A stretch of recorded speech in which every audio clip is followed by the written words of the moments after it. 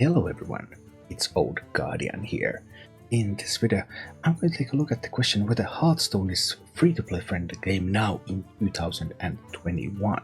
During the recent years, Hearthstone has received more competition. For example, Riot Games' Legends of Runeterra, which is famous for its free-to-play capabilities, because you're able to get all the cards in that game as a free-to-play player. But what about Hearthstone's response to this challenge? Is Hearthstone up for the task? Over the past year and a half, there have been several meaningful changes to the monetization of Hearthstone.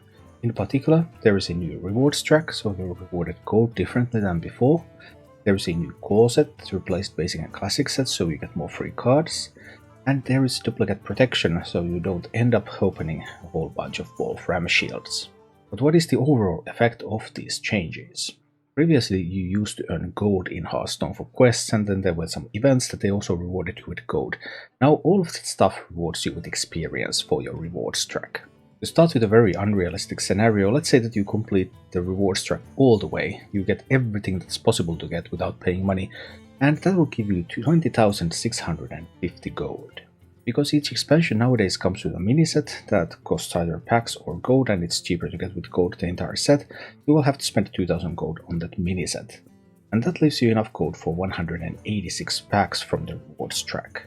The rewards track also gives you 3 current packs, and then if you finish Legend in every season, then you get up to 20 packs from those finishes. So if you play Constructed and Battlegrounds, you don't play Arena, then the maximum that you can get is 209 packs for each expansion. If you play and succeed in Arena, that number can be higher. But without playing Arena, even if you complete everything there is to complete in the rewards track, you will not get enough packs to get a full collection. You can't even get all of the cards from the current set, much less catch up with the past. Those 209 packs would give you enough cards to build all the practical meta decks, however. Because not all cards are used, you could disenchant a few and you would have all the cards for all the decks that are actually seeing play.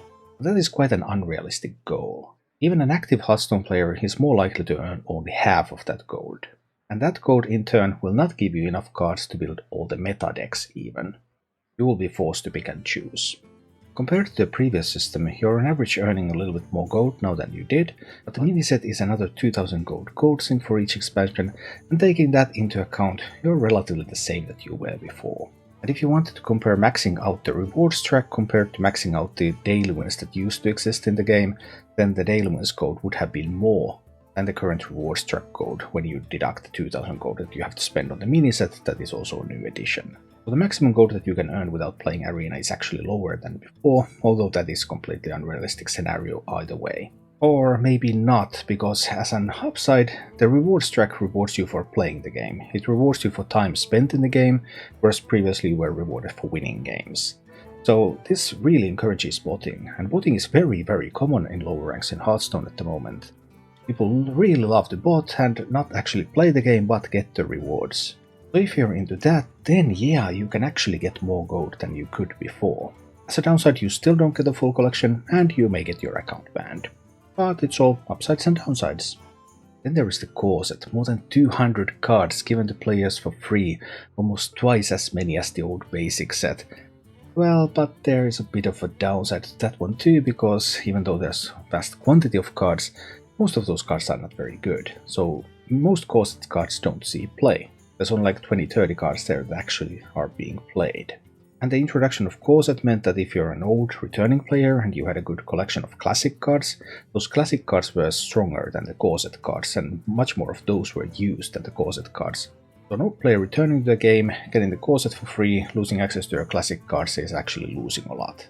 Whereas for a completely new player, of course, not having any classic cards, then yeah, sure, getting some core set cards is something at least. There are also more subtle changes that are not so obvious to players, but if you examine the current decks and the current meta decks and how those meta decks actually win games, then you can see that the current game design heavily emphasizes epic and legendary cards, the cards that are more difficult to acquire, at the expense of rare and common cards, which are relatively worse than they have been before.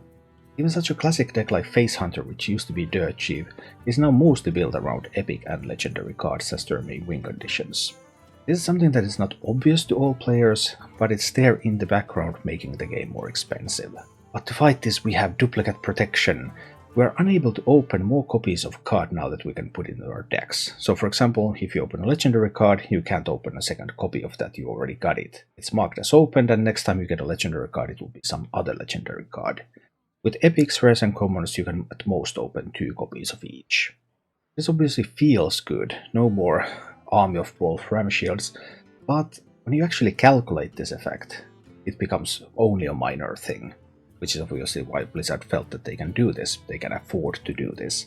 It cuts something like 20 packs from building a full collection, and it helps if you only open a few packs. Because you get all the commons in like less than 30 packs, all the rares in less than 70 packs, whereas before, with bad luck, you might get all the rares only after a bit over 100 packs. But the pack numbers that most Hearthstone players open, so around 90 to 200, in that region the change is almost meaningless, it doesn't affect much of anything. Overall, Hearthstone's strategy is designed to make players feel better. There are a lot of changes that make you feel good, okay, I seem to be getting more gold, but there are also more things that you spend gold on. I seem to be getting more cards, but you also need more expensive cards to actually build decks. I don't get duplicates, but when you calculate the effect of those duplicates in the end, it's very, very minor. So all of these so-called free-to-play improvements are more like psychological tricks that Blizzard is playing on you to make you feel better about Hearthstone, despite not giving you much more at all. So how free-to-play friendly is Hearthstone in 2021? It's about the same as it always was. Yeah, you can play this game free-to-play, you can build some meta decks for each expansion free-to-play, you will not even be able to play all the meta decks unless you pay. And it's mathematically impossible to get a complete collection unless you grind Arena. I was originally really hopeful, for example, for the core set and the improvements that come from there, but the design decisions that they have made in addition to implementing that core set means that you actually ended up gaining pretty much nothing. Well played, Blizzard. Well played. Thank you for watching. If you enjoyed the content, please click the like button, subscribe to my channel, and check out my Twitch channel.